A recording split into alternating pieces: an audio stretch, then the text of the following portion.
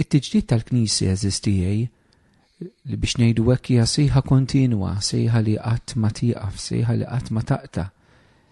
Min iħobb il-Ġesu dejjem ifittex li jiġġedded. Dejjem ifittex li jsir ġdid. Isir ġdid mhux billi jivvinta xi ħaġa ġdida, imma billi jidħol dejjem f'din l-imħabba ta' Alla lejna li dejjem tifriskana, li dejjem tiftħilna qalbna, li kull ġurnata tagħmilna ġurnata ġdida. Ekku dan it-tiġdid eżistijaj mhuwiex opra tal-bniedem fil-Knisja, imma profondament huwa opra ta' Alla. Profondament huwa ħidma tal-Ispiritu Santu ġewwa fina.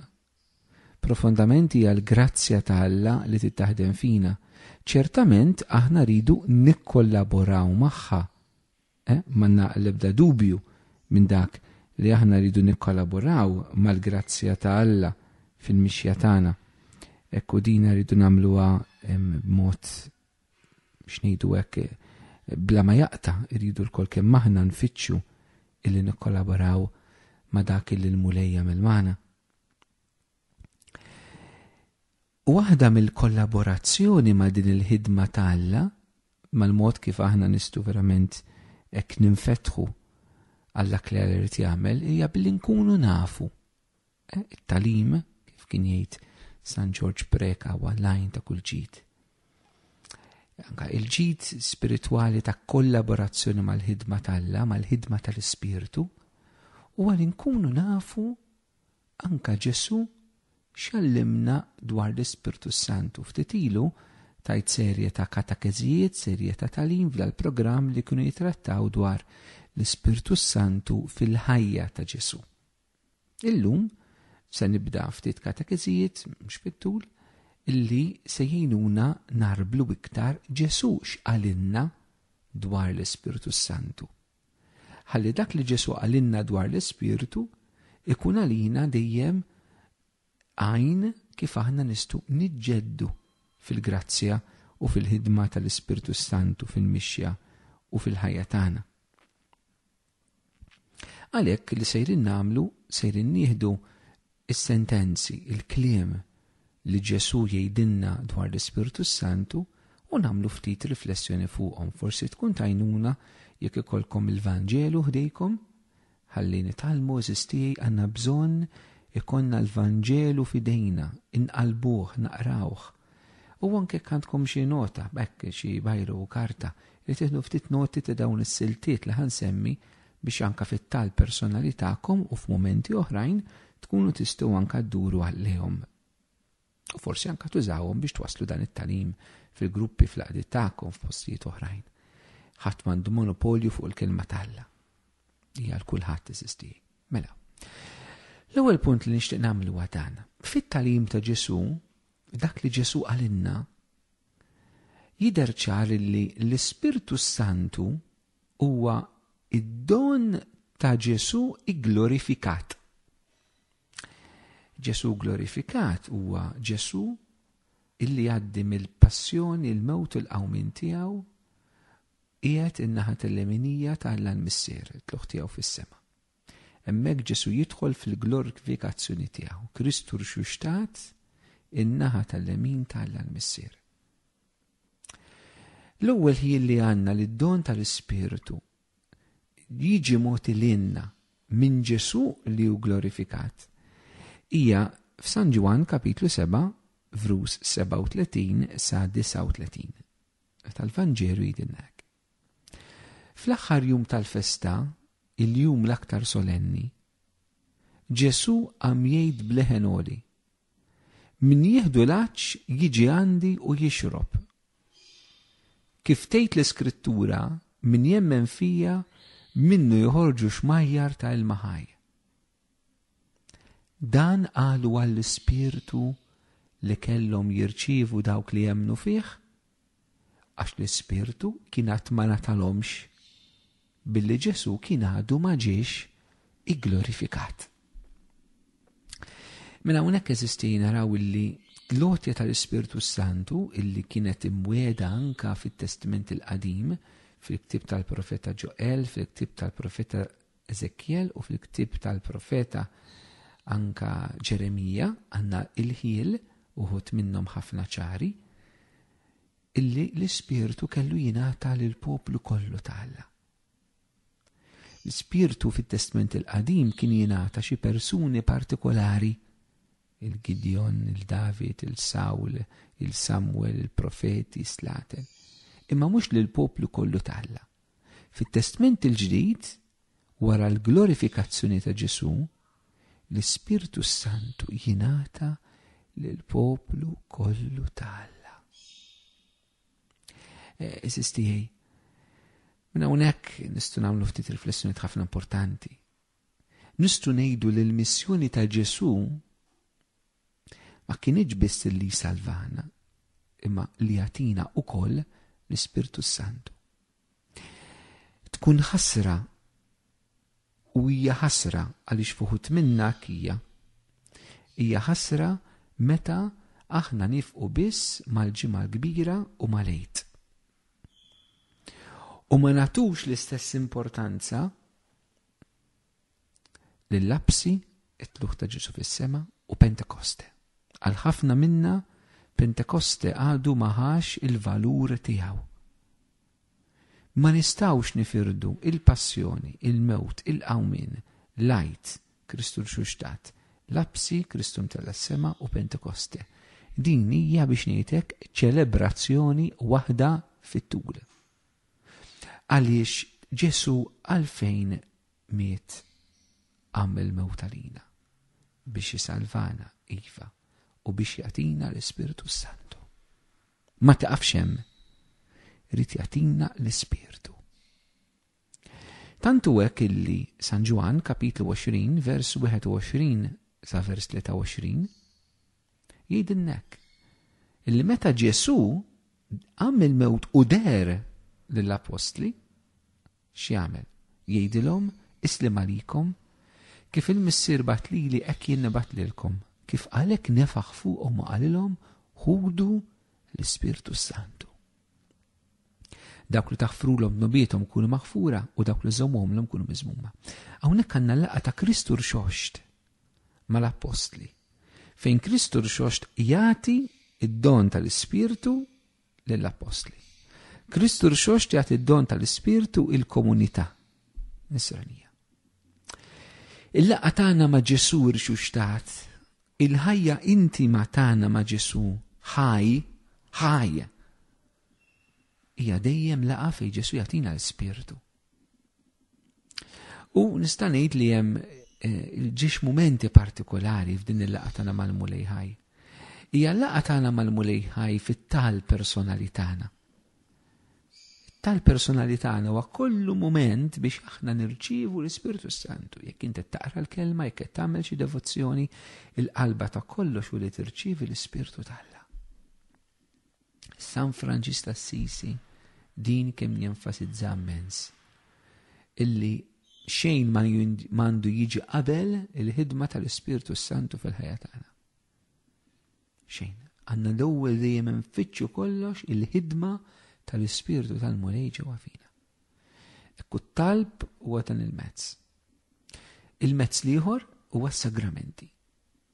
Is-sagramenti eżistijaj huma dejjem laqa ma' Ġesu din spjegajta drabi oħrajn li fihom aħna nirċievu l-Ispirtu. Forsi nixtieq nenfasizza sagrament wieħed biss f'dan il-ħin li hu laqa ma' Kristu rxoxt li l-Ewkaristija. Aħna meta nitqarbnu u kemm nixtieqkom taħduha bis-serjetà din eżistijaj. X'inhi dik il-ħaġa li għandna nitolbu l-Ġesu meta nitqarbnu? L-iktar ħaġa li għandkom titolbu l-Ġesu u tixxenqu b'qalbkom maqsuma hija li titolbu l-Ġesu ħajr xuxtat fl-Ewkaristija jimlikom bl-Ispirtu Santu. Kemm minnkom meta titqarbnu titolbu l-Ġesu jimlikom bl-Ispirtu tiegħu. Dik l-iktar ħaġa aħna nitolbu għal fejqan, nitolbu għal grazzi, nitolbu għal xogħol, nitolbu għal konflitti, nitolbu għal paċi. Kollu tajjeb, m'hemm xi ħażin eżistijaj. Però hemm xi ħaġa iktar profonda li nistgħu nitolbu l-Mulej. U xi drabi ma naslux għal hemm. hija li nitolbuh mulej imlini bl-Ispirtu tiegħek. Din hija l-ħajja tal-qdusija eżisti. Din hija l-ħajja tal-qdusija. L-qdusija l-Ispirtu Talla ħaj jammar ġewwa fina. U Ġesu għalinna min jieħdu l-aċċ jiġi għandi u jixrob. Kif tgħid l-Iskrittura, min jemmen fija minnu joħorġu xmajjar tal-maħaj. Evanġelu jgħid dan għal għall-Ispirtu li kellhom jirċievu dawk li jemmnu fih. Mela hawnhekk għandna ftit ħanidu hekk mixja. L-ewwel ħaġa Ġesu jgħidilna illi min għandu l-aċċ jiġi għandu. Jessejħa ta' Ġesu biex niġu għandu diversi drabi. Ejjew għandi intom li sabu mħabtinhom taqlin u jiena nserraħkom għalhekk aħna laqat li nagħmel insemmihom ejjew għandi. Il-laqat ta' talb evanġelizzazzjoni u fejqan ejjew għandi għax hija l-karba ta' Ġesu ejjew għandi. Hawnhekk il-mulej il-min qed jgħid ejjew għandi, il-min jieħdu l-aċċ jiġi għand Ġesu jixrob. X'inhu dan l-aċċ li qed jitkellem Ġesu minnu? Huwa l-aċċ li Ġesu f'kapitlu 4 jitkellem mas-Samaritana. Jekk tiftakru l-ġrajja meta Ġesu jieqaf din il-bir ta' Sikar u tiġi dil-mara li wkoll hija bil-aċċ u tmur timla l-ilma u Ġesu jkellimha minn aċċ ieħor. L-aċċ l-Ispirtu Talla, il-ħajja ta' dejjem, l-imħabba Talla ġewwa fina. U Ġesu l-dawn qed jif dal-mument minn għandu dan l-aċċ jiġi għandi u jixrob. U ejjew nifqu nirriflettu ftit. L-ewwel ħaġa dal-aċċ eżistej uħud minna mhux kollha jirrealizzaw huma konxi li l-aċċ li għandhom fil-ħajja huwa aċċ spiritwali. Jiena konvintu nemmen eżistijej. Persuni li huma ċana droga għax huma ċana biex isibu ċerta ferħ. U dan il-ferħ li qegħdin ifittxu huwa f'Ġesu biss li ħajsibuh. Forsi mhumiex imorru għandu, forsi aħna maħniex ngħidu ilhom. Għandhom bżonn il-Ġesu, mela l-aċċ li hemm mal-paċi, l-aċċ li hemm mal-ferħ fil-bniedem huwa aċċ għall-Kristu, anke jekk ma jafx li huwa l-Kristu. L-aċċ li hemm għall-imħabba fil-bniedem. Xi drabi jeżisti naħsbu li anke fi żwieġ ħansibu l-imħabba perfetta. Maħniex. L-imħabba perfetta da falla. U xi drabi qegħdin nagħmlu l-iżball li qegħdin infittxu fil-bniedem dak li Alla biss jista' jagħtina. Qegħdin infittxu fil-bniedem dak li Alla biss jista' jagħtina. Nerġa' ngħidha sistej. Qegħdin infittxu fil-bniedem dak li Ġesu biss jista' jagħtina. Xi drabi aħna nistgħu nagħmlu anke miż-żwieġ idolu. Meta aħna npoġġu żwieġ qadam Alla, qabel Alla, faċilment nagħmlu żwieġ idolu. Martek u żewġek u wliedek ma jistgħux jimlewlek qalbek to the full. Ħafna minna iva to the full. To the full jimlijinna Ġesu Kristu. U allura l-aċċ għall-imħabba li ħafna nies jitkissru għax ifittxu li jkunu maħbuba. Rajt li sew il-bniedem għandu bżonn li jkun maħbub u għandu dritt li jkun maħbub. Però ma ningannawx nafusna, l-bnedmin ma jistgħux jimlulek qalbek bl-imħabba sieħa. Jekk inti għaċċanna l-imħabba, inti għaċċanna l-Ispirtu, għall-Ispirtu Santu. Mur għand Ġesu.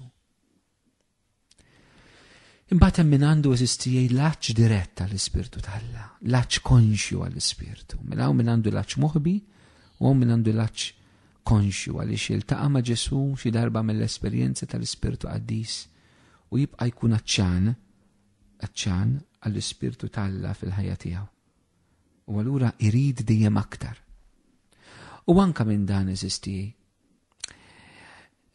Dawk li bdejna nimxu eżistijej. Hemm ħafna iktar x'nistgħu nesperjenzaw minn Ġesu u mill-Ispirtu Santu. Ngħid din b'dispjaċir u b'tama. Dispjaċir li ħafna minna waqafna fil-mixja spiritwali. Dispjaċir li ħafna minna ikkuntentajna bl-ewwel esperjenzi li għamilna ta' Ġesu u tal-Ispirtu Qaddis. Meta fil-verità hemm ħafna iktar li aħna nistgħu nirċievu u di qed ngħidha l kulħadd. Ibda minna s-saċerdoti. Li forsi kkuntentajna bil-vokazzjoni, Ikkuntentajna bl-ewwel esperjenzi li kellna fis-seminarju, fil-ħajja konsagrata, fil-formazzjoni tal-bidu. Ikkuntentajna bl-ewwel entużjażmu ta' meta sirna saċerdoti jew reliġjużi. Imma ma bqajniex nikbru fil-ħajja tal-Ispirtu. Ma bqajniex aċċana għal-mulej. Ma bqajniex infittxu li nitolbu kuljum mulej imlini bl-Ispirtu Santu. Ix-xogħol tagħna, il-ħidma tagħna, l-pastorali tagħna ħadet over il-momenti tat-talb u tax-xewqa profonda l-Kristu u li nkunu mimlija bl-Ispirtu tiegħu. Anka stijaj persuni fl-qdiet u fil-movimenti, biex qed nitkellem minn ġest imur qudies tal-ħadd, minn impenja ruħu fil-Knisja. Membri fl-qdiet u l-movimenti, membri fil-kunsilli parrokjali. Ikkuntentajna forsi b'esperjenza fil-bidu illi ħanejdu hekk ħeġġitna għall-mulej, imma ma bqajniex inkunu iktar aċċana għall-mulej u għall-Ispirtu tiegħu. U allura waqafna. Għandna dejjem x'nirrakkontaw x'ġara fil-passat, il-mulej x'għamel fil-passat fina, però m'għandniex dak l-aċċ illum. Maħniex miftuħin illum. Maħniex infittxu l-lum, xi darba kont titlob ħafna llum għadek, xi darba kont imġennen għall-irtiri, illum għadek, xi darba kont iġġennen biex tmur konferenza, illum għadek, x'kont iġġennen biex tmur laqgħa ta' talb, illum ikkuntentajt ruħek illi bl-inqas tal-possibbli. Xi darba kont tefa' sigħat taqra l-Bibja għall-kelma tal-Alla, illum kuntent taħseb li tafa'.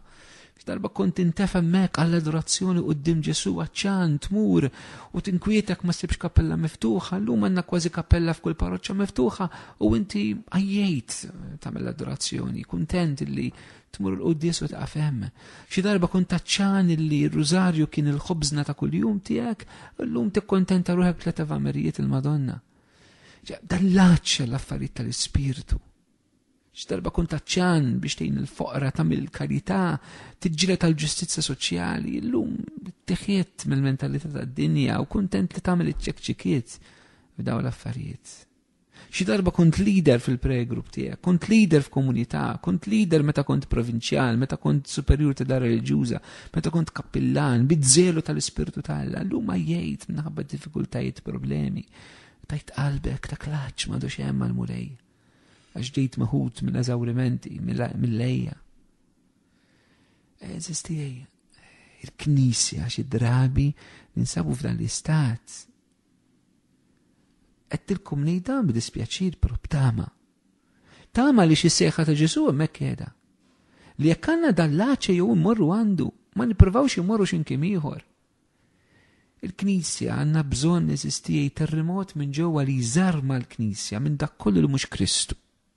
Mentalitajiet, idejat, deċiżjonijiet, stili ta' pastorali, stili ta' ħajja tal-qassisin, tas-saċerdoti, tagħna reliġjużi, stili ta' ħajja fil-movimenti, dak kollu li mhux Ġesu, dak kollu li bnejna aħna matul is-snin, dak kollu influenza umana li mhuwiex xejn mill-Ispirtu tal-Alla, bżonn li jispiċċa għaliex dan jispiċċa jaqret il-ħajja dinamika tal-Ispirtu fil-Knisja. Ħasra. Bisim il-qalb ngħidhan. Bi kritika li ħadd eżisti, anzi b'ħafna mħabba qed ngħidha. Għaliex nixtieq nara l-Knisja, nara lilkom, saċerdoti reliġjużi lajċi impenjati, mod speċjali, li nerġu naqbdu b'dan in-nar tal-Ispirtu.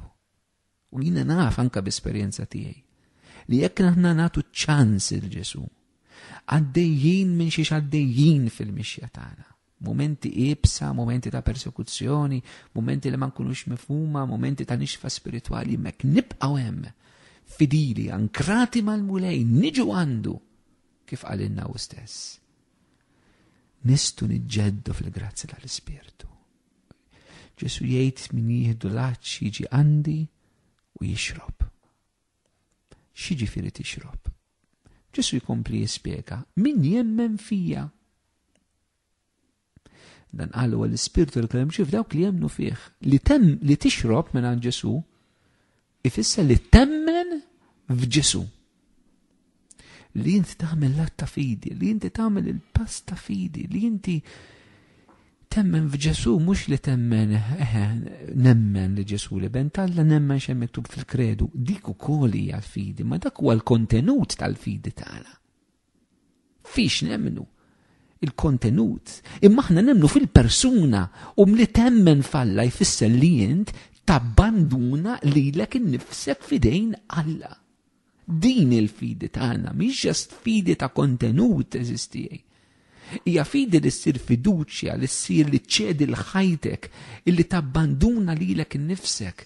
Mux iċċedi xi pjan tiegħek, lilek innifsek li tafda l-Kristu bik innifsek, mhux bil-pjanijiet tiegħek, mhux bil-parroċċa tiegħek, mhux bil-komunità tiegħek, mhux bil-prayer group tiegħek, mhux bil-mart tiegħek, mhux bil-problemi tiegħek, imma bik innifsek tgħidu mulej jien m'għandix kontroll fuq ħajti, jien minix tiegħi innifsi, jien inċedi lil innifsi d-djufija tiegħi, id-dnub tiegħi, il-limitazzjoni tiegħi, dak koll li huwa jien inċedih lilek u naċċetta lilek biex tkun int il-qawwa tiegħi, is-sid, is-salvatur tiegħi, l-imħabba tiegħi. Dan fisser temmen fil-mulej Ġesu eżistijaj. Li aħna nċedu kompletament u l-Ispiritu Santu dawk huma n-nies li jirċevuh bil-qawwa kollha tiegħu. Ġesu kellu jġib l-apostli sa dan il-mument biex jirċivu Pentekoste. Pentekoste ma seħħ sempliċement għax l-apostli għamlu novena 9 tiem jitolbu fl-imkien. Pentekoste seħħ għalhekk imma seħħ għal raġuni iktar profonda. Għaliex l-apostli kienu waslu f'mumenti li kienu shattered, imkisra. Fej id-debolizza tagħhom umana kienu jafu x'inhi, fej ma setawx iktar. Ġew f'sitwazzjoni fej kellnu disprati li ma jistgħu jagħmlu xejn mingħajr Ġesu. Għax kienu jafu li kienu ċaħdu l-Ġesu, kienu telquh, bejniethom kellhom il-pika u d-diviżjoni. Kienu f'mument fej qalu ma nistgħu nagħmlu xejn mingħajrek mulej. Irdu nduru lejk bil-fors. Ma kienx biss it-talb, ma kien dan il-faqar fl-ispirtu li Ġesu kien qalilhom mingħajri ma tistgħu tagħmlu xejn.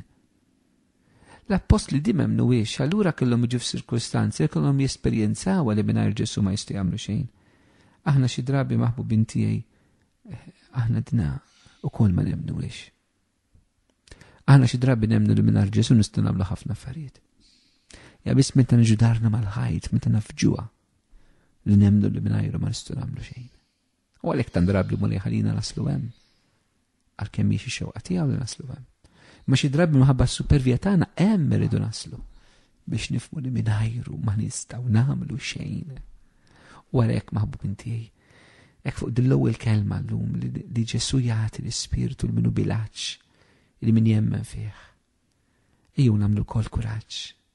Anke jekk tħoss il-ministeru saċerdotali tiegħek hija, jekk tħoss il-vokazzjoni l-uża tiegħek, jekk inti leader f'komunità, jekk il-prayer group, jekk l-għaqda tiegħek x'inhi tħossha li donna qiegħda tisfaxxa ma nafx xiex tħossok li qed taffiġġa, huwa l-mument tajjeb biex inti tċedi l-ħajtek.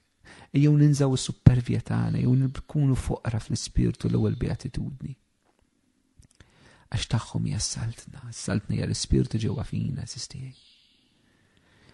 Min qalbi hekk nixtieq li ninfetħu l-kol kemm aħna fil-momenti ta' mart, ta' djufija, momenti ibsa, kriżijiet fil-vakazzjonijiet, kriżijiet fiż-żwieġ, dawn momenti li aħna nabbandunaw lil nfusna f'idejn Ġesu, immorru għandu u nixorbu l-kol kemm aħna l-Ispirtu tiegħu li rid jagħmel il-mirakli ġewwa fina u permezz